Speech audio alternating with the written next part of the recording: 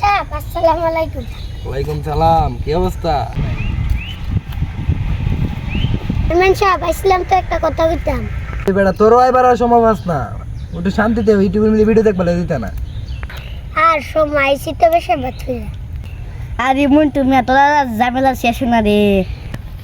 Chairman সাহেব আপনাদের জানেন আমার একটা শিক্ষিত মেয়ে আছে। হ্যাঁ আমি তো জানি তোর যে একটা মেয়ে আছে। দেখি বেলা লাগে অফিস চেয়ারম্যান জ্বালাইতে কুয়াশা তো ভাই তুমি চিত্ত না। আরে বেটা তোরা ঝামেলা করিস না, এদিকে বস এদিকে।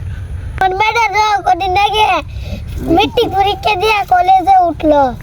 হ্যাঁ মন্টু মেয়ে, আমি তো শুনছি তোর মেয়ে মনে কর ভালো রেজাল্ট করছে, ওনকি মিষ্টি মিষ্টি হাওয়াইবার লাগে গেছিস নাকি? টিয়া হইতাম চেয়ারম্যান সাহেব, আমার কি তো এই সামর্থ্য আছে আর তো টিয়া পয়সা খুঁজতে নাই। আপনার কাছে তো আইসলাম একটু জরুরি দরকারে। আর তোমরা দোষ এসো না। হ্যাঁ মন্টু মেয়া কও কি কইবা কও। চেয়ারম্যান সাহেব আমার মেয়েটারে তো কলেজে ভর্তি করছি, 10,000 টাকা লাগতো, একটু যদি দিতেন উপকার হইতো।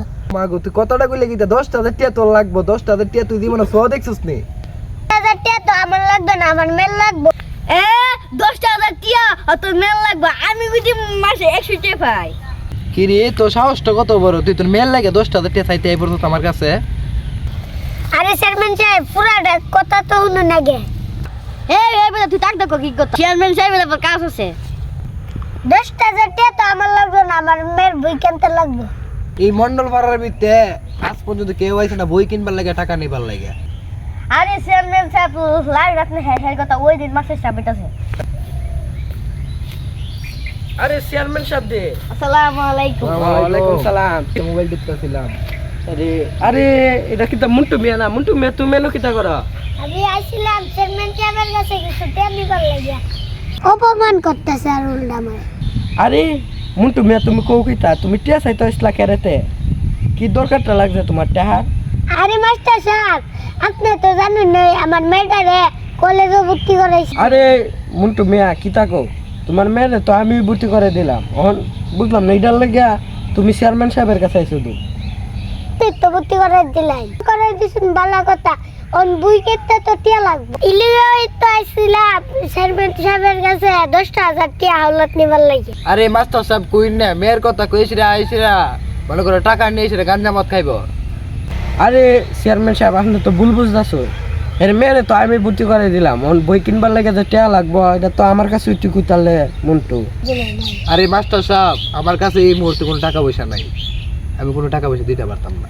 চেয়ারম্যান সাহেব আপনার ফোন আছে। হ্যালো,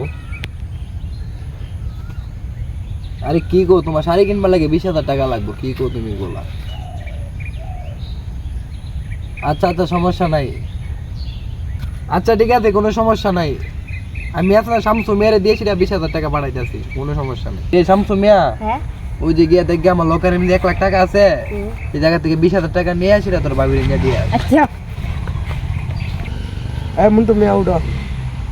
তুমি আইসো চেয়ারম্যান সাহেবের কাছে, তাইনে তোমার জীবনে টিয়া দিব। তাইনের কাছে টিয়া নাই, তোমার 10,000 টিয়া দিত, তুমি তোমার মেয়েরে কলেজের বই কিনা দিতা। কিন্তু তাইনের কাছে ইটে আটি হয়ে আছে যে তাইনের বইয়ের শাড়ি কিনতো, শুধুমাত্র শাড়ি কিনতো 20,000 টিয়া লাগবে, ওইটা দেলাইতো। এন আমার কাছে তো অত বেশি টিয়া নাই, এই যে 5,000 টিয়া আছে, এটা দিয়ে আবারও তো কাজ চালাও। আর তোমার কাছে শুধু কিছু থাকে এটা দাও, তোমার মেয়ের বইটা কিনা দাও।